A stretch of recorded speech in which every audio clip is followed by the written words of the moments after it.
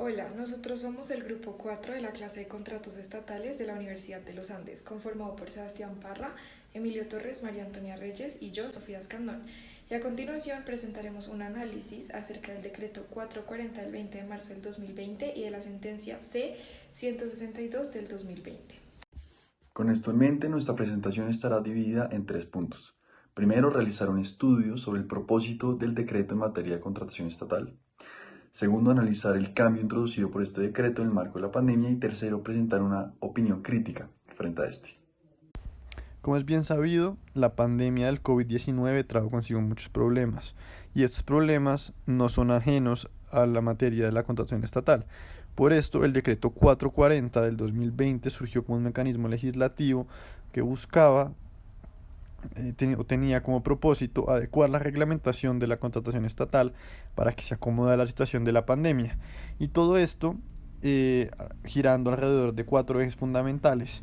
El primero de esos ejes es la política del distanciamiento social y por esto el decreto buscó adaptar los procesos que tienen relación con la contratación estatal a la política del distanciamiento social de tal forma que no se tuvieran que producir aglomeraciones o reuniones de personas para llevar a cabo estos procesos, sino que estos se pudieran llevar a cabo de forma remota o sin que las personas tengan que estar en el mismo espacio físico.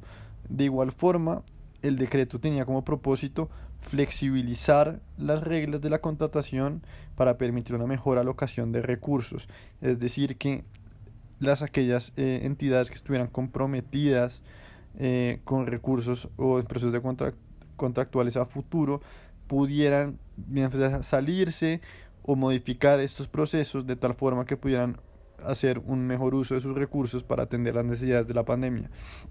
El tercer eje era adaptar los mecanismos de contratación para cubrir las necesidades de inmediatez y urgencia que trajo la pandemia. Esto, es decir, que los procesos pudieran ser más expeditos eh, para las necesidades urgentes que traía la pandemia. Y el cuarto propósito que tiene el decreto es adelantar las políticas que permitan la contratación expedita, sí, pero sin que se desconozcan los principios fundamentales de la contratación pública como la costo-eficiencia. Es decir, que no porque los procesos fueran rápidos, estos tuvieran que significar un costo mayor para las entidades o algo por el estilo. Entonces, este es el propósito y más adelante les explicaremos ya en el específico cuáles fueron estos mecanismos que se usaron para cumplir estos propósitos. Teniendo en cuenta los propósitos mencionados anteriormente, el decreto introduce una variedad de cambios encaminados a alcanzar dichos objetivos. Con respecto al primer eje mencionado, los artículos primero, segundo, cuarto, quinto, sexto y noveno habilitan el uso de herramientas tecnológicas para el desarrollo de actividades relacionadas con la contratación estatal con el fin de promover el distanciamiento social. Esto a través de mecanismos como tanto audiencias públicas como aquellas programadas de conformidad con el procedimiento establecido en el artículo 86 de la Ley 1474/2011 podrán ser realizadas a través de medios electrónicos, garantizando el acceso a los proponentes, control y a cualquier ciudadano interesado en participar. Asimismo, durante el estado de emergencia, las entidades territoriales preferirán para la adquisición de bienes y servicios de características técnicas uniformes la compra virtual, es decir, por catálogo derivado de los acuerdos marco de precios vigentes y dispuestos en la tienda virtual del Estado colombiano de la Agencia Nacional de Contratación Pública. Esta agencia diseñará y organizará el proceso de contratación para los acuerdos marco de precios por contratación directa durante el término de duración del estado de emergencia. Ahora bien, con respecto al segundo eje mencionado, los artículos segundo y tercero autorizan la suspensión de términos en procedimientos sancionatorios de carácter contractual y en los de selección de contratistas, así como la revocatoria de actos administrativos de apertura cuando no haya mecanismos que permitan continuarlos de manera normal. Esto con el propósito de facilitar la dirección de los procedimientos de contratación por parte de cada entidad durante la crisis, lo cual resulta en que las entidades dirijan sus esfuerzos y recursos de todo tipo a la atención de la crisis. Por último, los artículos cuarto, quinto, sexto, séptimo, octavo y décimo otorgan a las entidades facultades para adelantar los procesos de contratación ágiles, expeditos y suficientes en el inmediato futuro. Esto en la medida en que, como fue mencionado anteriormente, la adquisición de bienes y servicios será de manera virtual y el proceso de contratación para los acuerdos marco de precios será por contratación directa. Adicionalmente, se introduce la contratación directa del suministro de bienes y la prestación de servicios o la ejecución de obras en el inmediato futuro, con el objetivo de mitigar los efectos de la pandemia, así como para realizar las labores necesarias para optimizar el flujo de los recursos al interior del sistema de salud. Esto, entre otras cosas, son los mecanismos que buscan agilizar los procesos de contratación en el inmediato futuro.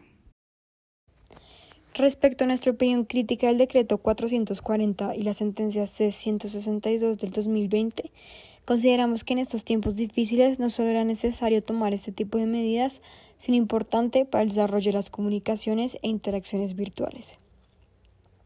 La tecnología y la virtualidad son el futuro, y creemos que la pandemia ha generado la creación de herramientas importantes para el desarrollo del país frente a esta materia. Como ya lo hemos mencionado antes, el decreto 440, particularmente en sus artículos 1, 2, 4, 5, 6 y 9, habilitan el uso de herramientas tecnológicas para el desarrollo de la contratación estatal con el propósito de promover el distanciamiento social. El hecho de que estos procedimientos que antes se llevaban a cabo con formalidades y reuniones innecesarias y que ahora se hayan vuelto mucho más eficaces y expeditos, nos han demostrado los beneficios de la virtualidad.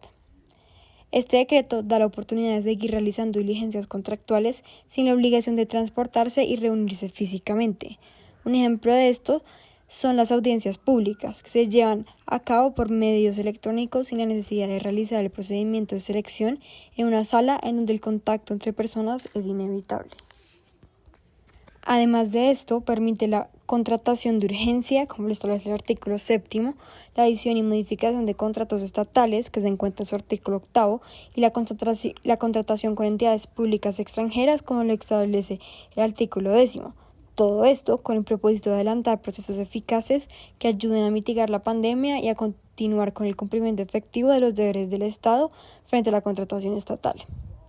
La autorización de suspensión de términos en procedimientos sancionatorios y los de selección de contratistas son necesarios para evitar la extensión de efectos negativos en la contratación estatal. Esta es una reacción proporcional y oportuna, debido a que la situación de urgencia permite que las entidades estatales operen primordialmente a la mitigación de la pandemia. No obstante lo anterior, resulta menester señalar lo siguiente. Si bien este decreto trae numerosos beneficios respecto de la eficacia y la rapidez con la que se pueden celebrar actos y contratos para mitigar de una manera efectiva las necesidades urgentes que se han presentado a lo largo de esta pandemia, a manera de posición personal, evidenciamos un carácter controversial en su contenido. Realmente en la actualidad estamos viviendo una crisis sin precedentes, donde es necesario actuar de la forma más rápida y más sencilla para evitar que todos nos contagiemos de este virus. Y ese es el sentido y la esencia del decreto. Sin embargo, hay que aceptar que vivimos en un país diferente al resto. Colombia tiene uno de los índices de corrupción más altos de la región y del mundo, y eso no se debe dejar de lado.